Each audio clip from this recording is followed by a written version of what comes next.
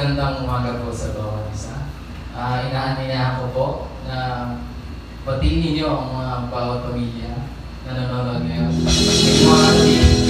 May mga ate,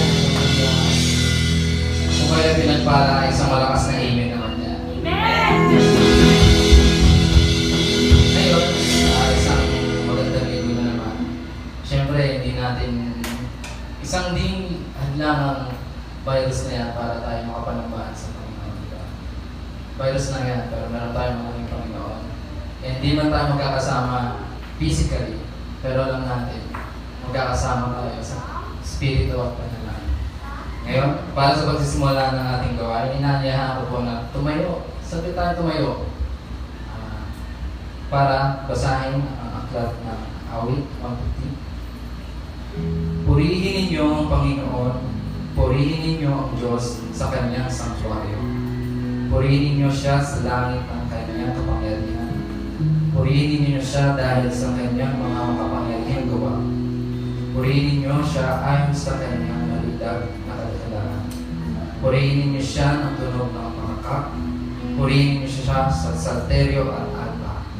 Purihin ninyo siya ng pantirata at sayaw. Purihin ninyo siya ng mga pantog na kawat at loka. Purihin ninyo siya ng mga matunog na simbalo. Purihin ninyo siya sa pinakamatunog ng mga simbalo.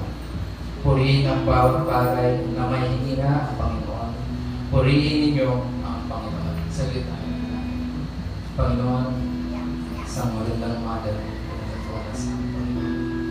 ang aming paggising pa lamang, Panginoon, isang malaking blessing na nagpupunasan ng Panginoon. Maraming salamat dahil hindi lang, Panginoon, ang makalat na sakit, na virus, Panginoon. Hindi lang sa Pilipinas, hindi sa mundo. Alam namin, Panginoon, na hindi lang ito upang matigil ang aming pananambahan sa inyo, ang aming paglilingkod sa inyo, ang aming pag-worship sa inyo, Panginoon. Alam namin, Panginoon, na isa lamang ito, Panginoon, sa mga pagsubok na dapat namin nagpasan para manatili kami faithful sa inyo, Panginoon. Maraming salamat, Panginoon, dahil alam namin, Panginoon, na hindi man kami magkakasama physically, Panginoon, pero alam namin, Panginoon, na malakas kami sa spirito at saka sa panalangin, Panginoon.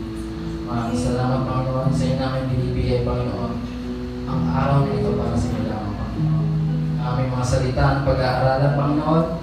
Alam namin, Panginoon, na ang speaker ay gagamitin nyo upang nang laluyan ang pagpapala, Panginoon, patuloy na sa inyo namin itinataas ang iyong pangalan, sa tanging pangalan ng Jesus. Amen.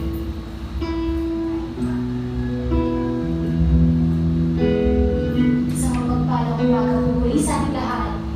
Napaka-unusual po ng nangyayari ngayon na magkakahiwalay na po. Kaya inaanyayahan natin na bawat isa, higit lalo yung mga kapatid natin na sa kanya-kanyang tahanan. Napakagandang pagkakataon to para magkaroon tayo ng intimate worship sa Panginoon with our family. Kaya hindi sapat na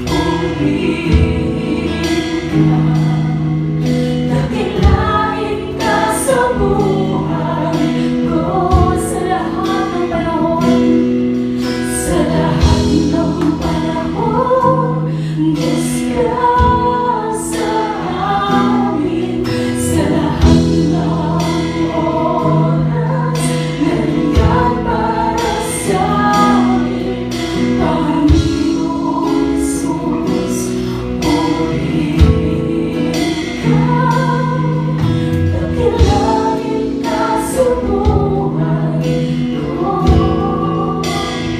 aming Ama. Amen. At patuloy tayo aamin. Patuloy tayo magpapasalamat sa Panginoon.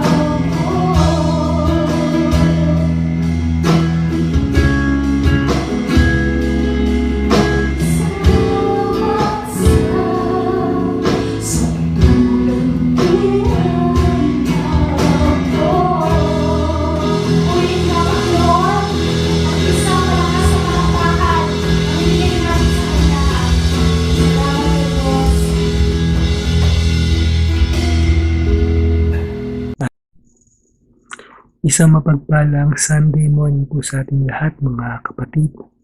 Bagamat sa pagkakataong ito ay hindi tayo magkakasama dahil sa enhanced community quarantine. Ngunit hindi ito dahilan para matigil yung ating pananambahan sa Panginoon. At ngayon ay patuloy tayong mag-aaral ng kanyang mga salita. Panibagong buwan na naman ngayon, buwan ng Abril, at panibagong tema ulit yung ating pag-uusapan. At ang ating tema ngayong buwan na ito ay the works of Christ. So pag sinabing works of Christ, ito yung mga bagay na ginawa ng Panginoon, patuloy niyang ginagawa at gagawin pa niya sa buhay natin.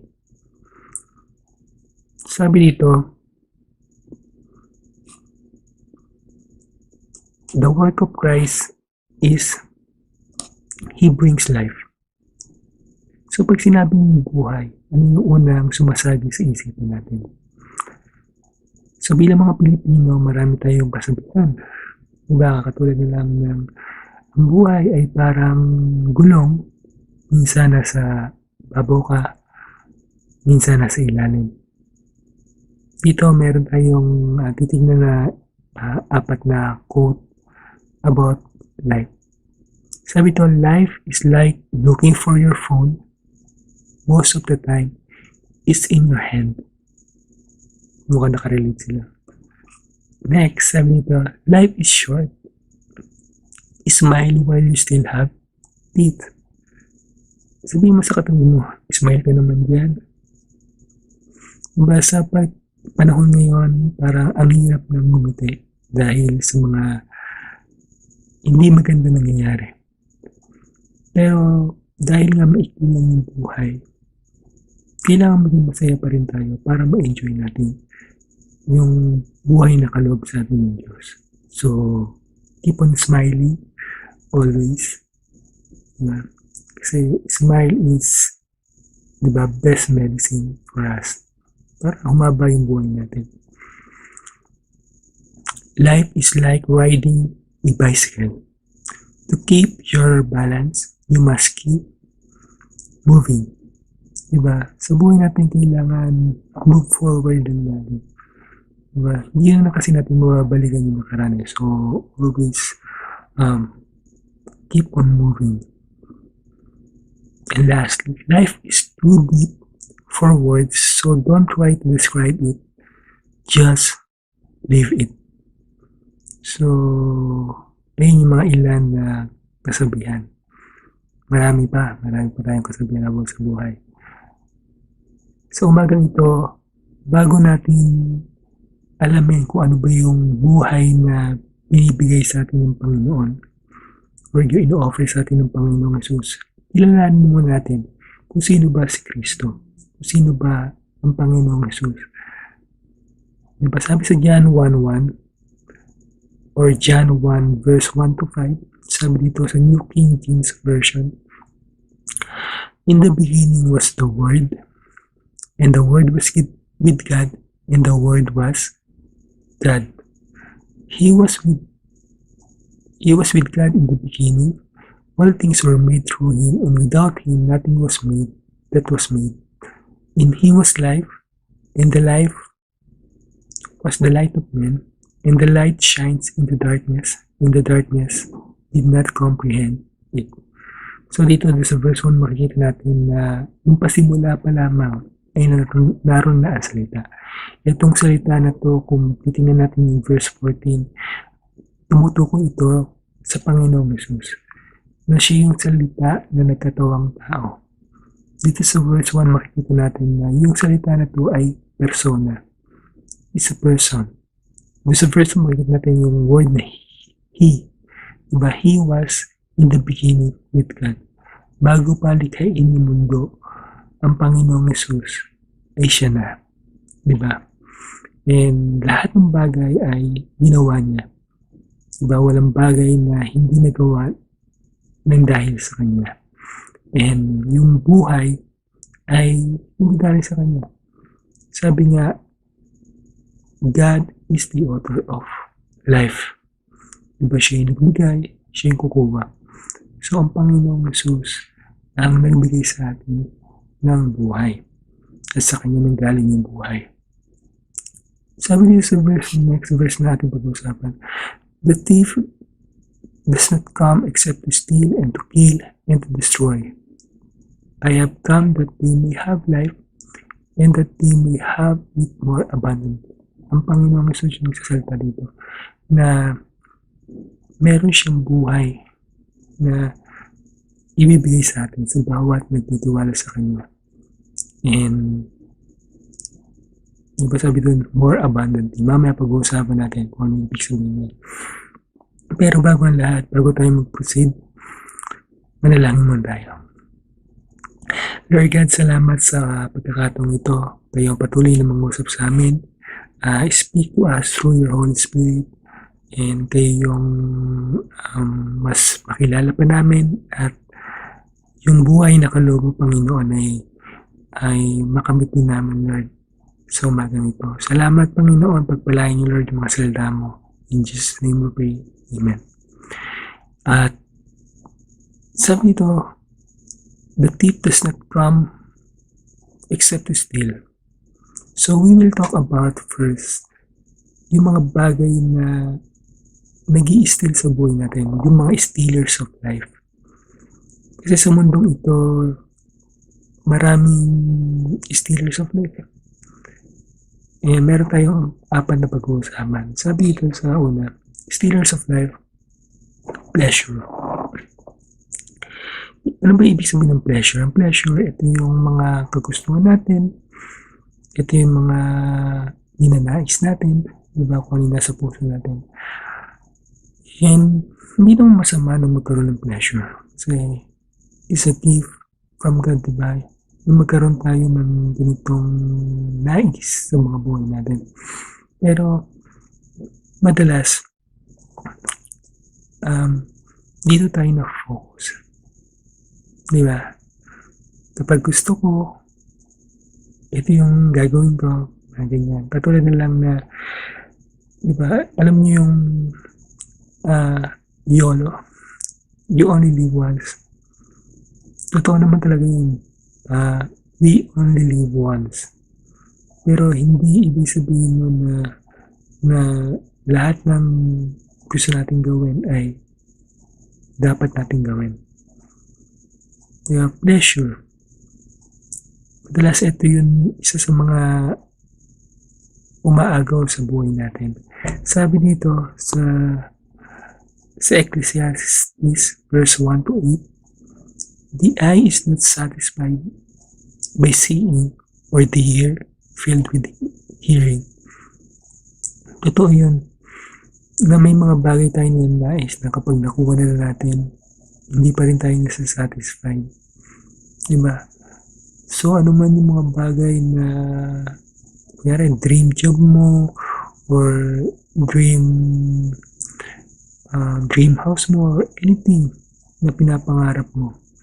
Kapag nakuha mo yun, there's still emptiness sa mga puso natin. Diba? Kaya huwag tayong basta mag-focus kung ano yung kagustuhan lang natin. Kasi maaring dahil sa kagustuhan natin ay maruging yung buhay natin. Diba? And next, performance. Diba? Merong isang tennis player na nag-champion. Sabi niya doon sa interview na nagpahinga yung interview, sabi, yung tagumpay niya, it only lasts for 15 minutes. Kasi minsan tayo nag-focus tayo kung ano yung kalakasan natin. Diba? Hindi ibig sabihin na we are performer sa buhay natin is magkakaroon na tayo ng magandang buhay. Sabi dito sa Ecclesiastes 4:8, man is always working never satisfied. So, hindi nakabase sa mga performance natin, yung buhay natin, yung quality ng life na meron tayo. And next is possessions. Ito. Sabi dito sa Ecclesiastes 5:10, the one who loves money is never satisfied with money. And whoever loves wealth is never satisfied with income. These two is futile. So, tayo minsan sa mga Pilipino, gusto natin yumaman. Totoo naman talaga yun. Sino ba hindi gustong yumaman, di ba? Gusto natin may pera lagi, meron tayong mga bagay na nakukuha, di ba? Pero yung quality ng life ay hindi nakabase sa possessions natin. Di ba? Maraming mayaman ang hindi masaya. Kasi, di ba, dahil sa mga kayamanan nila, sino sila makatulong dahil binabantayan nila yung mga kayamanan nila, di ba? Baka mawala or wala silang peace of mind. Samantalang yung mga simpleng tao na nakakatulog, di ba? Nakakatulog ng mahaba, na minsan tanghalin na nagigising. Wala ang pinapatamaan. Ayun na possessions. Hindi porket meron tayong lupa't bahay o hindi porket may masakin tayo, hindi porket marami tayong pera ay successful yung buhay natin. Diba? Ang buhay ay hindi nakabase sa possessions natin. And next, position. So, lahat naman tayo, di ba, parang gusto natin maganda yung posisyon natin sa buhay. Patulad na lang kapag sa trabaho, di ba, marami ang gustong maging manager, marami gustong maging boss, di ba, ayaw nila ng inutusan. So, gusto nila may position sila sa company na yun. Sabi dito, when I considered all that I had accomplished and what I had labored to achieve, I found everything to be futile in a pursuit of the wind. There was nothing to be gained under the sun. So this is Ecclesiastes chapter 2 verse 11. So dito, sino ba yung nagsulat ng Ecclesiastes? Ang nagsulat ng Ecclesiastes si King Solomon. Sino ba si King Solomon? Si King Solomon ay anak ni King David. And isa siyang hari. And nung bata pa lamang siya ay naging hari na siya. And kinausap siya ng Panginoon at tinanong siya kung ano yung gusto niya makuha. Humiling siya ng isa, ibibigay ito ng Panginoon. At ang hiniling niya ay wisdom. So, yung karunungan. So, dahil sa karunungan na yun, naging matagumpay siya, naging mayaman siya, naging sikat siya. Diba? Sabi nga, siya yung wisest person who ever lived nung kapanahonan niya. Pero, kahit na ganun na yung kanyang katanyagan, sabi niya na yung lahat na naatin niya sa buhay niya is all meaningless. Walang kabuluhan. Diba kung titingnan natin lahat ng bagay na kamit ng King Solomon, andun yung pleasure, andun yung performance, andun yung possession, andun yung position. Diba? Andun na lahat, nakuha niya na lahat. Pero hindi siya, ay na-realize niya na hindi ito yung buhay na totoo. Tama. So, madalas sa atin siguro natrap tayo sa mga gantong stealers of life. Pero, syempre, may goodness pa rin naman ng Panginoon para sa atin. Sabi nga niya na, I have come para magkaroon tayo ng buhay. Dumating siya para bigyan niya tayo ng buhay. Anong klaseng buhay ang ibinibigay ng Panginoon sa atin? So, una natin pag-uusapan, meron tatlong tayong pag-uusapan. Una dito is real life. So, pag sinabing real is totoo, tunay. Sa Greek words or sa Greek language, merong 6 na kahulugan or salita na about sa buhay. So, pero dalawa lang yung pag-uusapan natin ngayon. Sabi dito, word BIOS. Sounds familiar, no? Kasi sa computer may BIOS. Pero itong BIOS is a Greek word at dito nanggaling yung salitang biology. Sabi, it refers to the duration of life. So, ibig sabihin, ang BIOS ay tumutukoy sa pagkapanganak hanggang sa kamatayan ng isang tao.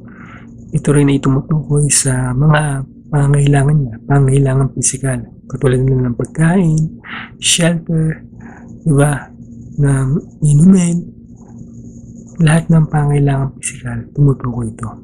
So, ito yung buhay natin pagkapanganak, diba? Pag pinanganak ka, yun yung bios life. Pero itong Zoe, ito yung totoong buhay. It means real and genuine. Ito yung buhay na binibigay sa atin ng Panginoon. Diba? So, sabihin natin, nag-i-exist naman ako eh. Diba? Nag-i-exist naman ako, so buhay ako. Pero, tayo bilang mga tao, kailangan pa rin natin na mabuhay ulit.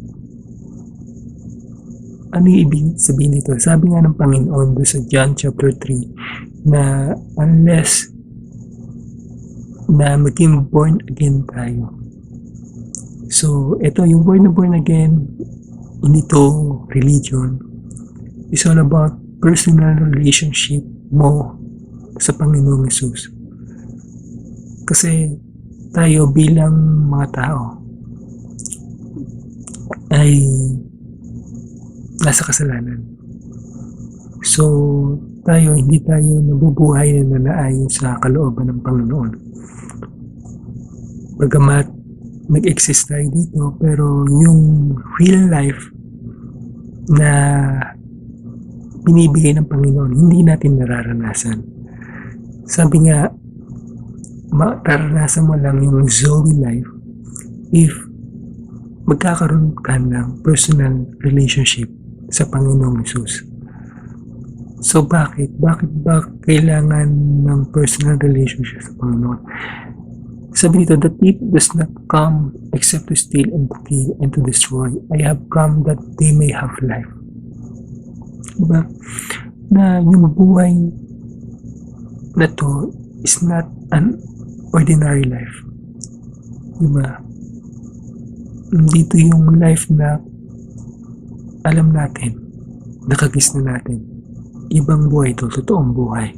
Sabi nga dito, familiar ba kayo dito sa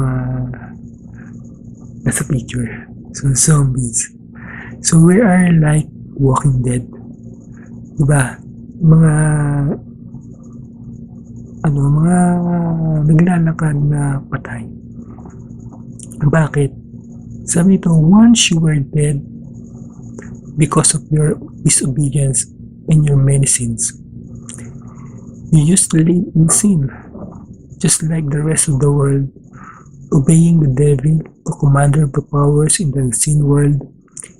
He is the spirit at work in the hearts of those who refuse to obey God.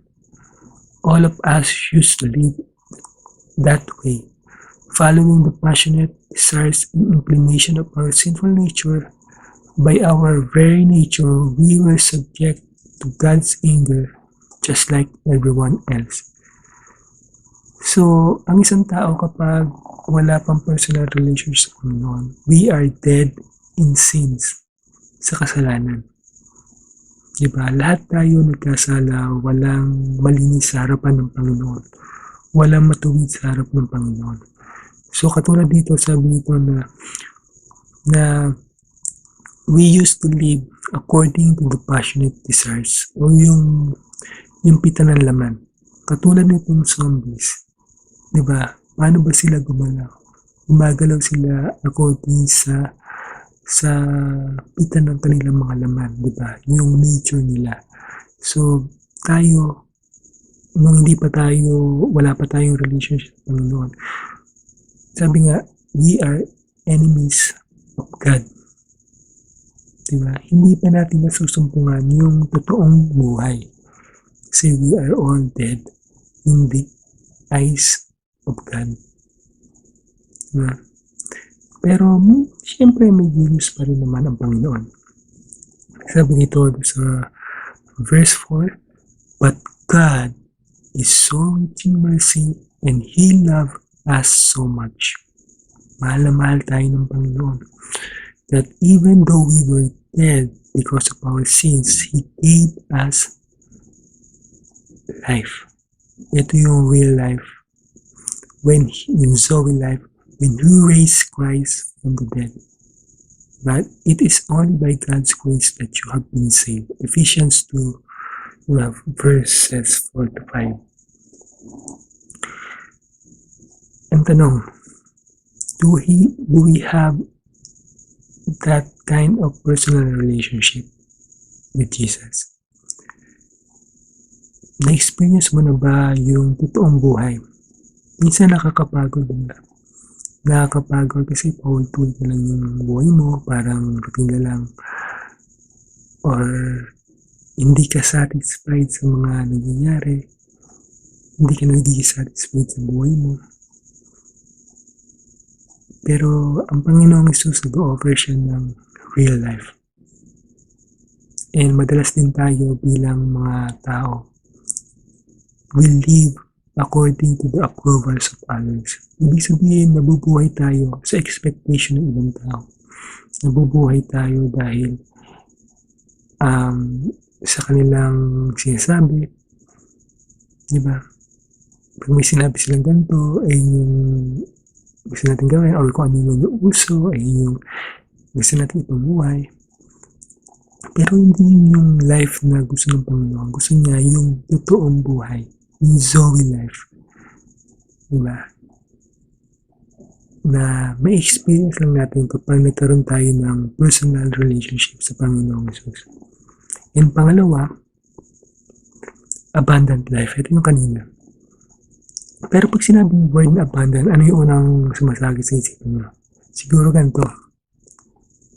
Wow! Sino gusto na may ganyang bahay? So lahat tayo parang dream house kapag ganyan. No? Ito pa. Oh, dream car. Ito pa. Daming pera. Tulyar. Pero ito ba yung abundant life na ibibigay sa atin ng Panginoong Hesus? Hindi po. Sabi ulit sa John 10:10, I have come that they may have life and that they may have it more abundantly. Excuse. That they may have it more abundantly. So, ibig sabihin ng abundant life, hindi ito yung life na magarbo, hindi ito yung life na yung mayaman ka. Abundant life, ibig sabihin, overflowing life. Yung mayroong fullness. So, kompletong buhay. Yan yung ino-offer sa atin ng Panginoon. Yung nag-overflow. Kasi, ang Panginoong Hesus, diba, siya lang yung makakapagbigay sa atin ng ganitong buhay.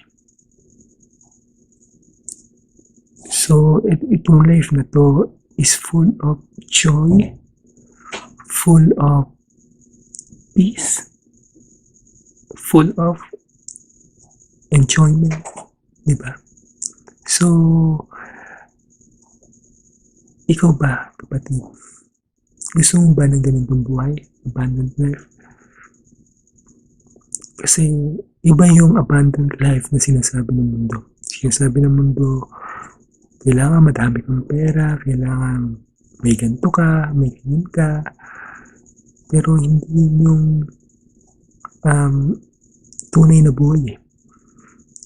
And kung titingnan natin, diba? Kung titingnan natin, ang Panginoong Jesus, paano ba siya ipinanganak? Ipinanganak siya sa sabsaban. Namuhay siya ng parang ordinaryong tao, diba? Yung isang hamak na tao. Diba? Though he is a king, dapat, pero mas pinili niya maging aba. Diba? Kasi dito natin makikita na yung richness, yung greatness, yung power, dito yung magdidikta na yung buhay mo ay abundant. Diba? So, sabi ba dito na 2 Corinthians 9:8, and God is able to bless you abundantly. Amen po ba? So that in all things, at all times, having all that you need, you will abound in every good work. So, ang Panginoon, ang Diyos, ang makapagbigay na sa inyo abundant life. Hindi mo ito magagawa, kapatid. Hindi mo ito magagawa na sarili mong lakas. Kasi hindi tayo nasasatisfied sa buhay natin. Diba? Laging may emptiness sa buhay natin every time we have accomplishment, every time we have mga merits na nakukuha. Meron pa rin something missing. Ito yung gustong i-feel ng Panginoon o gustong ibigay ng Panginoon sa atin. So, kapatid, kamusta tayo? Gusto ba natin abundant life? Yung life na masaya, full of thankfulness, because God is the source of everything. Lapit lang kay Jesus. Ang Panginoong Jesus tayo magbigay ng buhay na ito. And last, eternal life.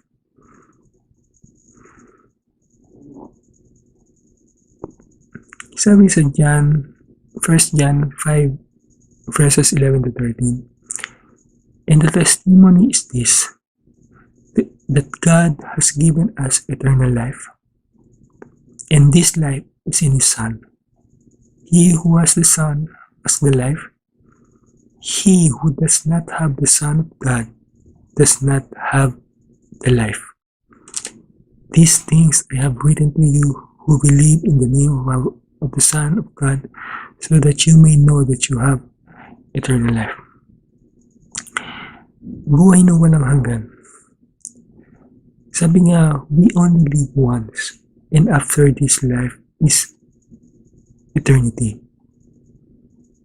Tayo ba sa ngayon, naiisip na ba natin, saan ba tayo pupunta after this life? Maaaring tayo, isipin natin, punta ako siyempre sa heaven. Kasi, hindi naman masamang tao eh. Pero, hindi yung batayan, hindi yung mga mabubuti natin gawa, kundi sabi dito, He who has the Son has life. So, ibig sabihin, yung mga taong nakipag-isa sa Panginoong Jesus, yung mga taong nagtiwala sa Panginoong Jesus, yung mga taong tinanggap ang Panginoong Jesus sa kanilang mga buhay. Ito yung mga taong may eternal life. Diba? Sabi ba dito, John 14:6, Jesus said to me, I am the way, and the truth, and the life. No one comes to the Father but through me. Walang ibang daan sa eternal life. Ang Panginoong Jesus yung makakapagbigay sa atin ng ganitong buhay.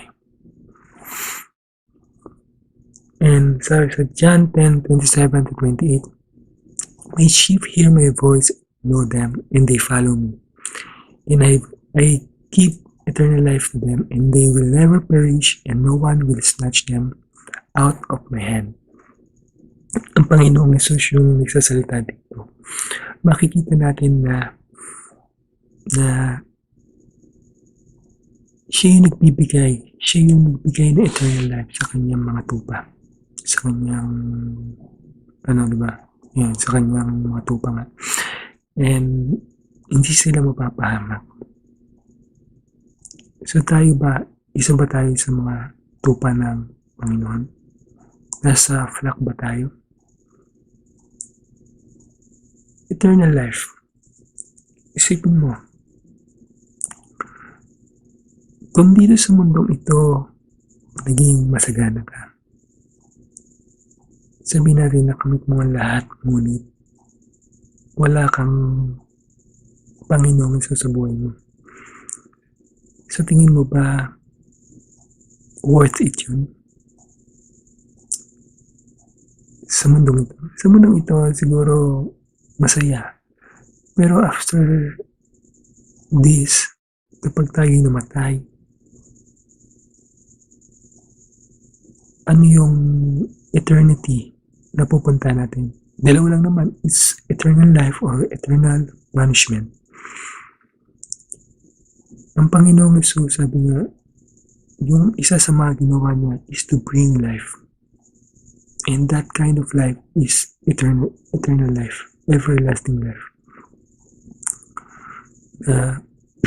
Ang tao ngayon, di ba, maraming scientists na nagsa-search for immortality. Pero sa mundong ito, lahat mabubulok, lahat mawawala. Pero lahat ng nasa Panginoong Yesus, kailanman, di ba, hindi mapapahamak. Sabi pa dito, sa John 11:25-26, sabi ng Panginoong Yesus, I am the resurrection and the life. He who believes in me will live even if he dies. And everyone who lives and believes in me will never die. Do you believe this? Mga kapatid, asan yung eternity natin? Alam natin na kapag nasa Panginoong Yesus tayo, we have eternal life. Sa buhay ngayon, sa nangyayari ngayon sa paligid natin dahil sa COVID-19, makikita natin na napakahalaga ng buhay. Ngayon lang na-realize ng mga tao na mas mahalaga yung buhay kaysa sa possession ko, sa pleasure ko, sa possession, sa pleasure, sa position, sa performance. Yung thinking ng mga tao, mahalaga yung buhay. Diba? Kaya hanggat maaari, kaya masabi nga, stay at home ka, diba? Para hindi na kumalat yung virus. Lahat tayo natatakot mamatay, natatakot na mahawa ng virus. Pero sa totoo lahat sa mundong ito, walang exemption eh. Diba? Lahat tayo possible na magkaroon ng virus. Diba? Possible na ma-infect. Possible mamatay. Pero kung sigurado tayo na meron tayong buhay na walang hanggan, hindi dapat tayo matakot sa anuman mangyayari. So how do we evaluate our life? Tayo ba yung mga taong nakasumpong na ng totoong buhay? Tayo ba yung mga taong hindi pa nakasumpong ng ganitong buhay?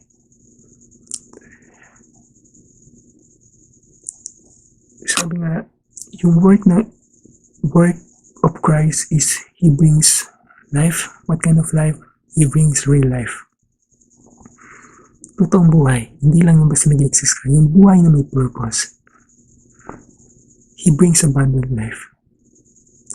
Hindi to simpleng buhay. It's super abundance. Diba? Or overflowing life. Iibigay sa inyo ng Panginoon.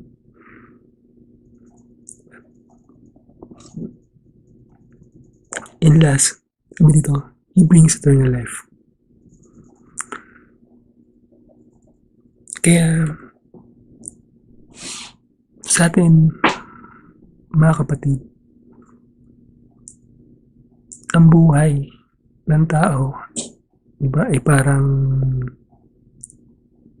rosas o parang bulaklak na matutuyo at matutuyo.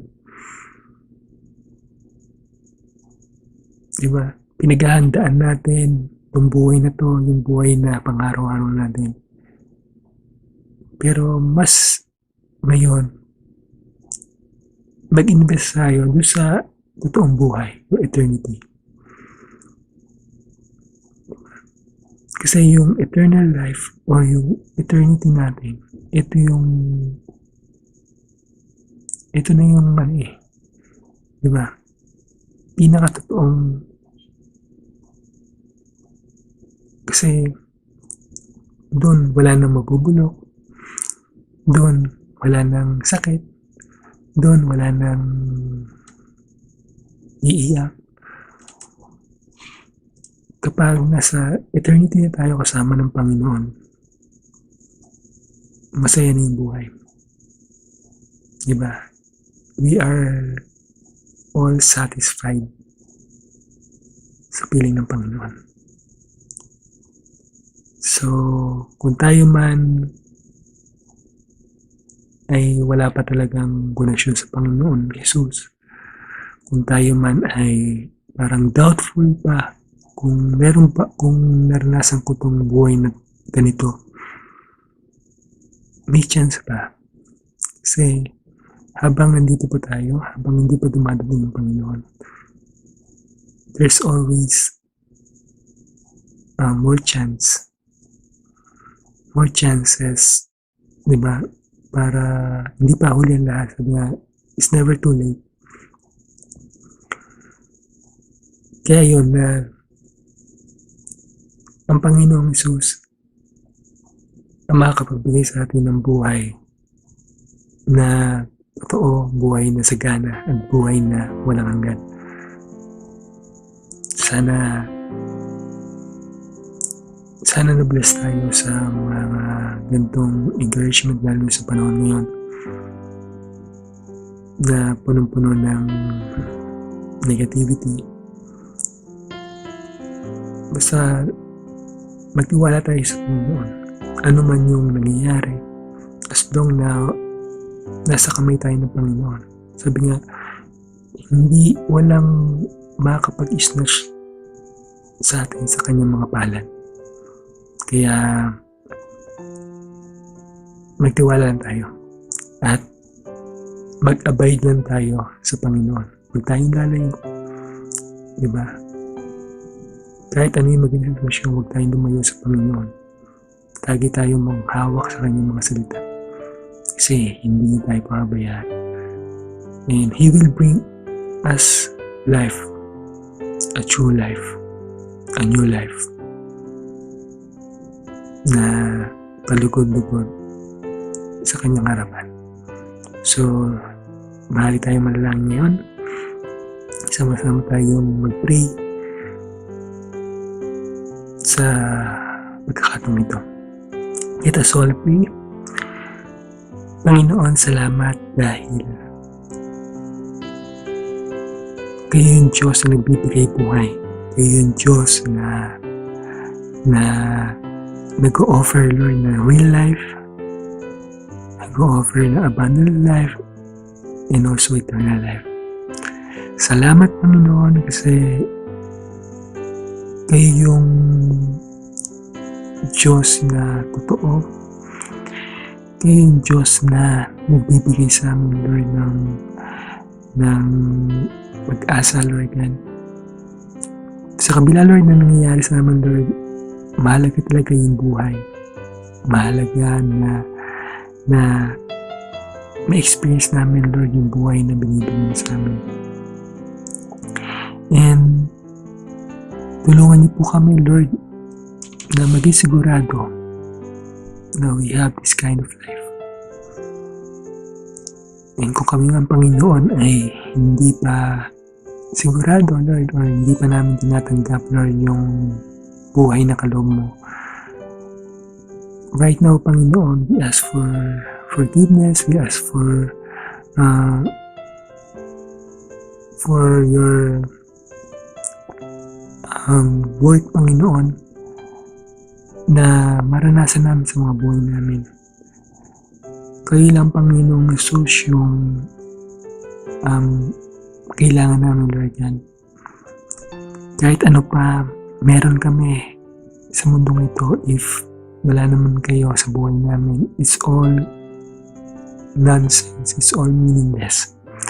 Kayo lang, O Diyos, yung nakapagbigay, Lord, ng true colors, Panginoon, sa mga buhay namin. Salamat dahil lagi kayo nandiyan, Panginoon. You always giving us second chances para magbalik loob sa inyo, Lord, yan. Salamat, Panginoon, sa lahat ng patuloy niyong ginagawa sa mga buhay namin. Alam namin na kayo yung Diyos na nagbibigay ng buhay na masagana, buhay na masaya, Lord, yan. Salamat po muli, pagpalain niyo, Panginoon, kami. Pagpalain niyo din, Panginoon, yung mga tao, Lord, na nagtitiwala sa inyo. Kayo ang patuloy na maranasan namin sa bawat araw na pinagkakaloob mo. Salamat po muli sa ilang lahat ng papurit ko. Salamat. In Jesus' name we pray. Amen.